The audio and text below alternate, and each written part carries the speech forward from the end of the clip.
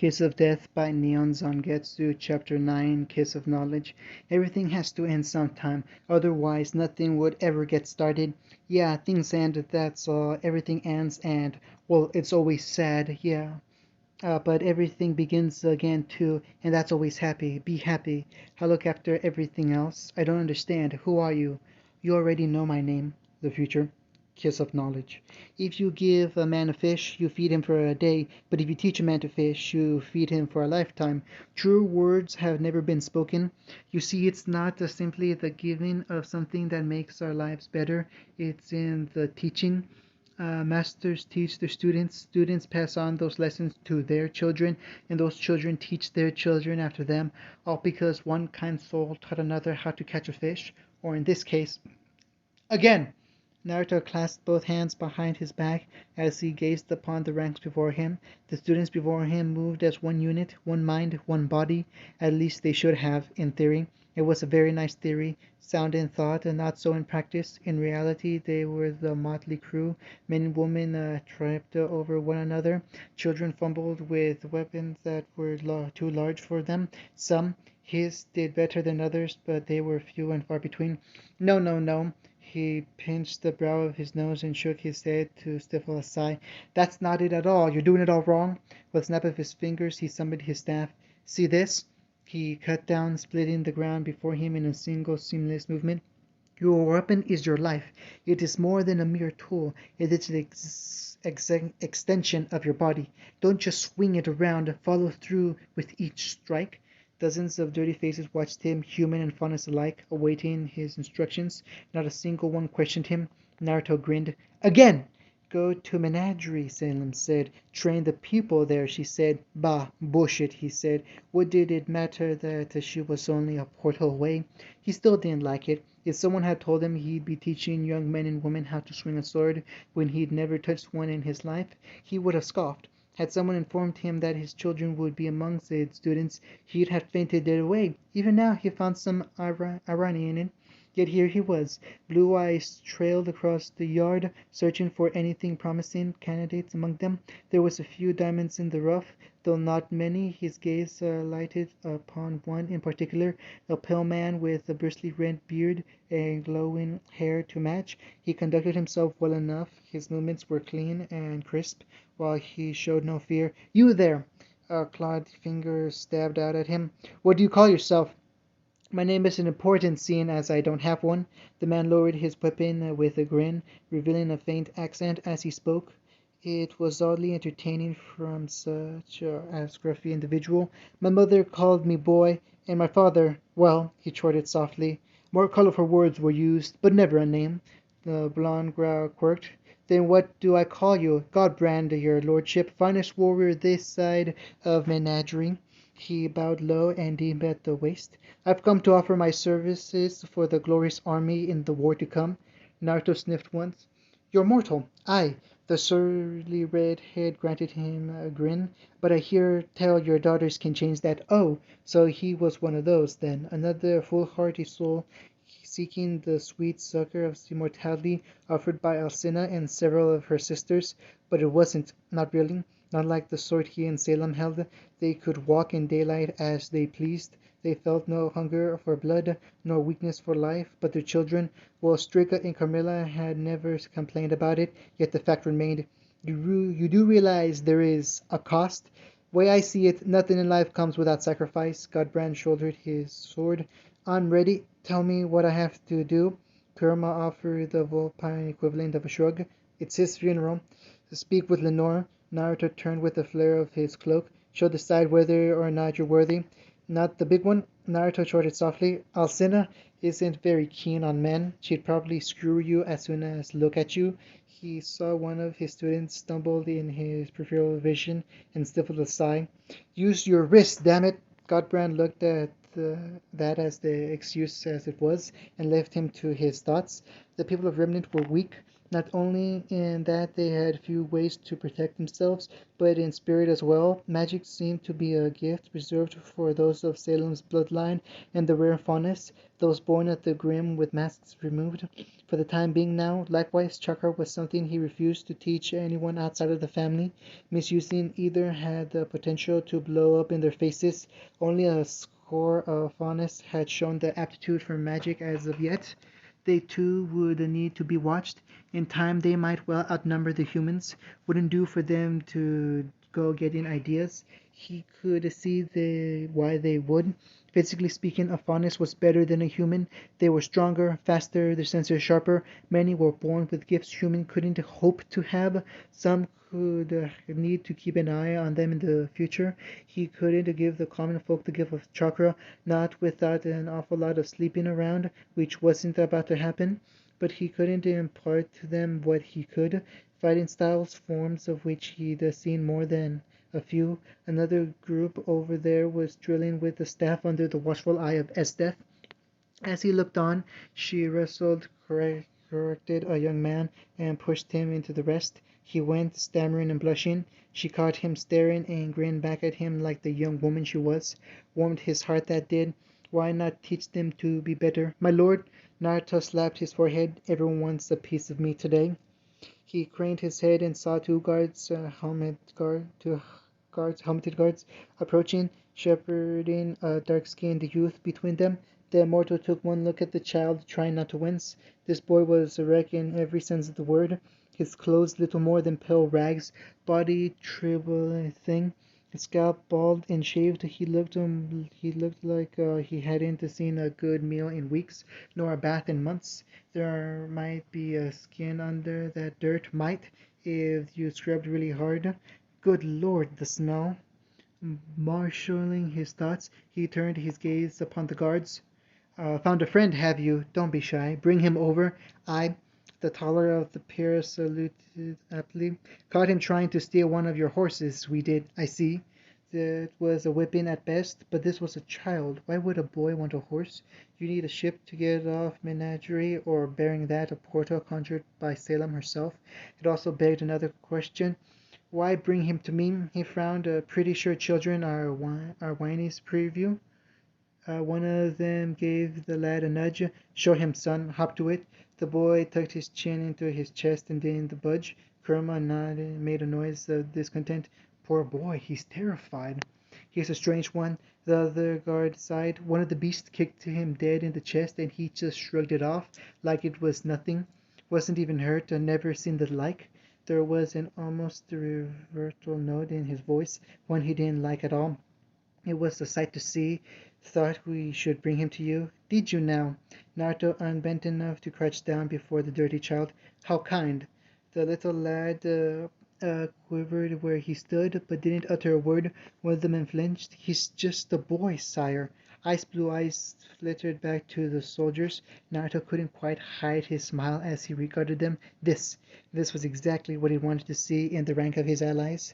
It wasn't enough for him to be a beacon of mercy. They had to learn to show compassion on their own, and yes, this was a fine start. He stood with an effort and clapped the nearest sentry on the shoulders. Amitola, was it, in Wukong? Reluctantly, the two Fanuses nodded. You showed kindness today instead of cruelty. I believe you both deserve a promotion. There could be no denying the hopeful looks they exchanged with those words. Report to Morgan first thing tomorrow morning. She'll see to it. For now, you've done well, both of you. Leave us. Little did he know how far that simple action would extend. Their descendants would be the stuff of legends, warriors and assassins alike, loyal vassals of their family. Naturally, he didn't know that. For now, they did as they were bade, leaving him to cast a rueful look at the would-be horse thief. Now, what are we going to do with you? When the child refused to answer, he could only sigh. Fine, be that way. Don't suppose food would loosen your tongue. The boy still refused to look at him, but his shoulders twitched just so. Food? Aha! He speaks. You'll have plenty to eat in the kitchens once we're done here. Naruto dropped down to his haunches again, putting himself on the same level as the recalcitrant boy. But first, I have a few questions for you. And do you have any family? The dark-skinned boy shook his head. Fair enough, he allowed it. You can be part of mine then. What's your name? At last the youth raised his gaze. Isaac. Bright eyes held his. My name is Isaac. There was something about that name. It shivered through the air like a promise, a warning. Naruto swore to remember it as he climbed to his feet. The guards had mentioned this one had a talent. Perhaps Salem would like to meet him. It was so easy to fall back into the role of a father that he just couldn't help himself. A good name. He tapped the boy's forehead once. Don't suppose you have a surname? Another shake of the head. No, just Isaac. We'll give you one in time, don't you worry. He laid a hand on the boy's back, frowned as he felt the injured scars there. They were fresh. This boy had been caught and whipped before. Come along, let's get those wounds looked at. Then we'll get you something to eat. He sniffed once, smiling. And perhaps a bath. Isaac didn't resist and allowed himself to be led. He almost seemed resigned to his fate. They walked in silence for a few minutes, neither speaking a word. Faunus and human alike bowed to him in the markets as they passed, and Naruto returned their greetings with half-hearted waves. He was feared as much as worshipped in these parts. It was something of a humbling notion, even now. You're him, aren't you? Isaac said at last. The Dark Lord, King of the Grim. Kurama snorted. Really? Naruto was less subtle in his laughter.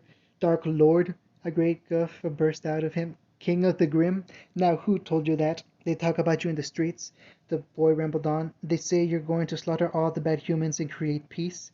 I'll do no such thing, Naruto huffed. My wife may want to do that sometimes, but I like to think I keep her in check. Salem's a good person. The belladonna says otherwise. Isaac interjected. Ah, you mean Diana Belladonna? Blue eyes flickered red for a moment at the mention of Menandri's current chieftain. And I may need to have a word with her myself. He stepped around a food stall, smiling as an aging man offered him a pair of steamed buns. Thanks, I'll pay you back tomorrow. Isaac barely spared the food a glance. She claims to know you very well. Naruto's wince became a touch more pronounced. One time you help a young woman, one time teach her a few things, set her up in a position of power, and she falls head over heels for you. He was beginning to think it was something of a recurring theme here. Didn't help that Salem all but encouraged her efforts, if only because she wanted to see what a child of theirs would look like. And how would a human boy know this? He turned a bemused look on Isaac. I hear things. No shame this one. No one pays attention to a child. Then it was his turn to wince.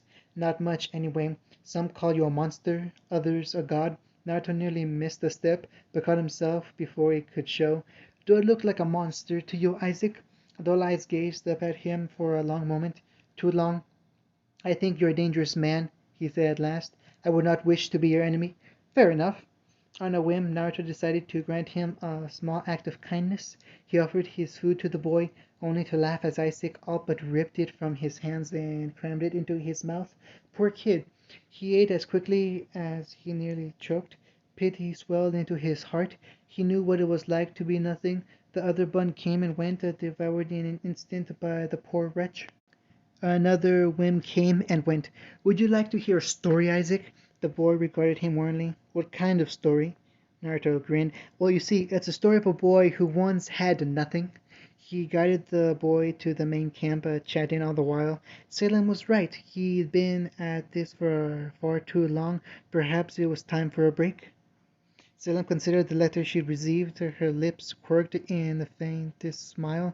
I suppose the visit is in order. You're mocking me, aren't you? Morning had come, leaving Naruto to reconsider the relic sprawled out on his desk with wary eye. Knowledge, that was what it said on the tin. But what kind of knowledge, and how to use it? He'd brought it with him to Menagerie, hoping he might unlock its secret.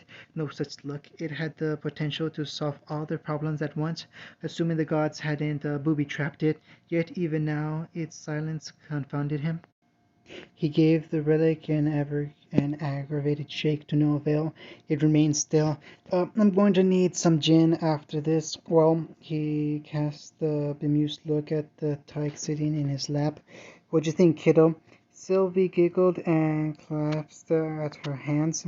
Like any 3-year-old, she repeated his words. Gin! Gin! With a musical chime, the lamp sprang to life on his desk. Oi!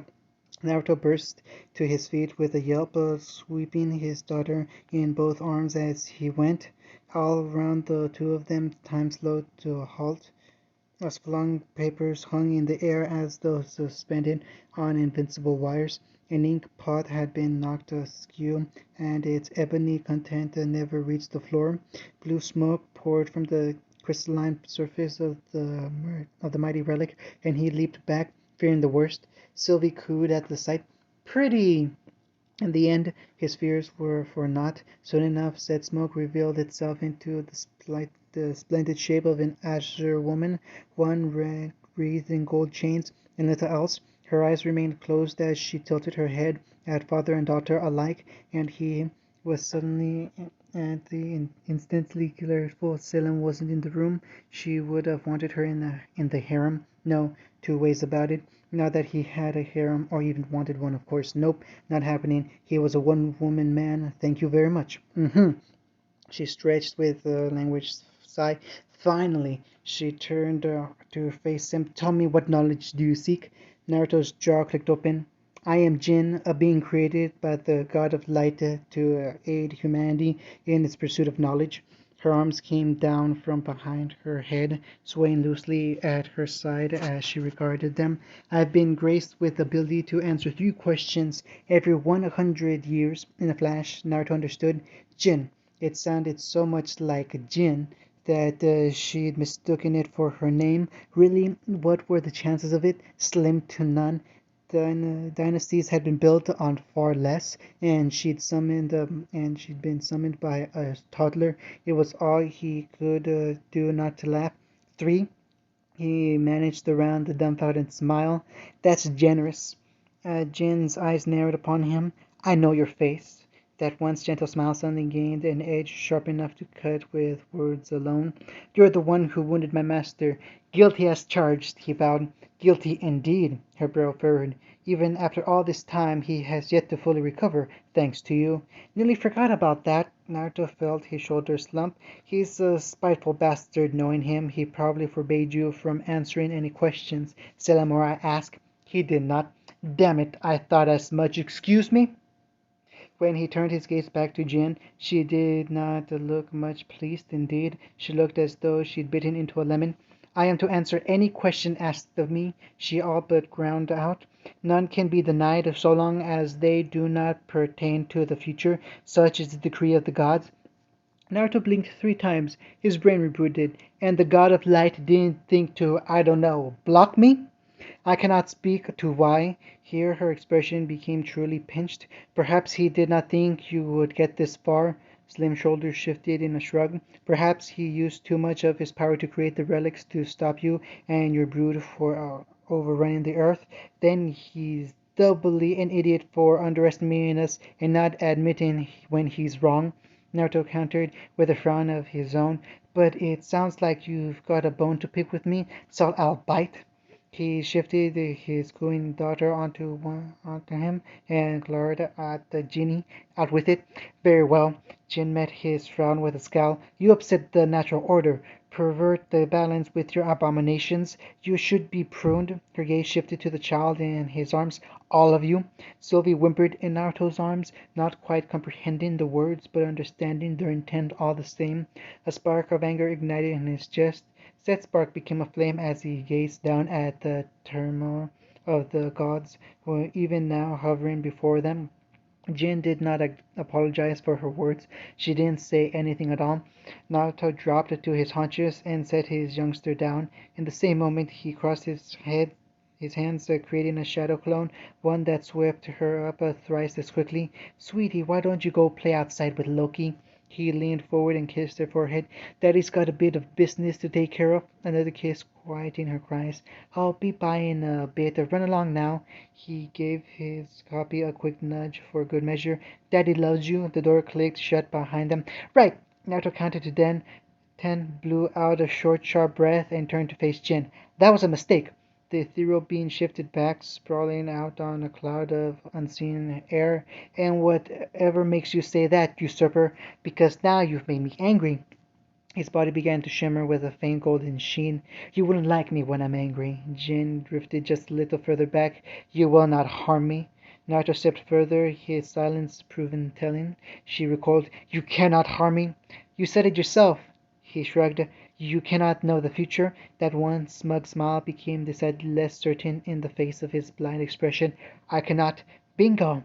A slow, mad, satisfied smile spread across his whiskered visage, meaning you have no idea what's going to happen next. She recoiled. "You need me. For now." He agreed. "But that can change." Not missing a beat, he fired off his first question. "Where are the other relics, and how do they function?" "That is two questions." His eyes flashed. "Best make it one." While I'm still in a good mood, you dare threaten an emissary of the gods?" Here at last her composure cracked as she crossed both arms before her bosom. "Listen to me, blast you!" "No!" He pursed his lips. "I don't think I will. Answer my questions and then get gone." "I am talking, you wretched little—" Naruto slammed his to his feet. "And I'm not listening!" In a single seamless movement he reached up and grabbed her by the chains, reeling her in. Jin gasped and tried to retreat, but it was already too late. "The funny thing is, in any other circumstances you might have had a point there. But you see, there's a problem with everything you think you know about me." A finger rose. "I beat a goddess once." A second joined it. "I handed your boss his ass on a silver platter. I kill all my enemies equally, and there's no one alive on this wretched little mudhole of a planet who can beat me. So in other words, Jin—" A vicious yank hauled her forward, smacking her forehead against his. "Sit your flat blue ass down and start talking now, unless you'd rather have a chat with Salem, because this—" he bared his teeth at her— "this is me being nice. Now ask yourself this." Naruto leaned forward, unable to tower over her, such was her height, but his presence loomed all the same. "If I could do all that to your master—" Blue eyes bled the darkest of red. The He tugged her closer still, close enough to kill. "What's stopping me from doing the same thing to you?" "You wonderful man!" And say what you will about Naruto, but he had a flair for the dramatic. Salem certainly thought so. Scarce had her husband begun to regale her with his tale than she was moving, flying out of a well-placed portal. Her body hit his at speed, and her arms circled his neck, leaving her hanging there. He laughed and caught her in good time, crashing back against the bed. "Tell me everything." And so he did. Jin said the staff is buried under a mountain in the north. His brow furrowed, no doubt bridling the knowledge crammed into his head.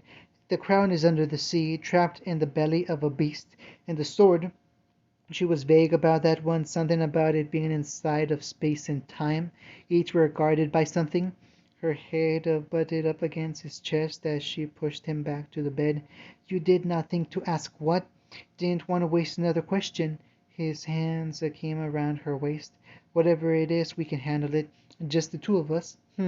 She hummed like old times. Her hand trailed a bit lower, tugging at his pants. "I believe you deserve a reward, Salem." "No." He batted her palm away when she began to tug. "We'll wake everyone. It's been 3 months." Her red eyes flashed in the dark. "Salem, yes." She dove on him, and he fell with a laugh. All right, all right. Ow, don't bite." Previews. "Hey boss, I—" There was a little white-haired girl sitting on Naruto's lap. Striking blue eyes blinked back at him, framed by pale horns and a frown. Naruto hummed, "Say hello, Kana. Hello!" Godbrand flung up his hands. "How many damn children are you and that horny witch going to have?" "See, you're asking the wrong question." "All that attitude, all that lip, because all this time you think you're not with it? Shouting at the world, but no one's listening. Well, why should they? You have to give them a reason." He pressed a bit of bread into their hands. "The peace didn't last, of course. It was inevitable." They are false gods." Ozma flung up his arms, startling the crowd. "Listen not to their words." Salem snarled, "Says the false prophet." The finals ruled rule. Naruto swatted the surly child on the wrist. "None of that. But Daddy—" "No buts. Life isn't about the destination. No, it's the journey. Our lives are full of twists and turns, ups and downs, but those moments make us who we are. Such a strange era this is. Really, I find it almost quaint. Really, I don't know why you bother with them. You're too kind. It's a weakness. Why teach them at all?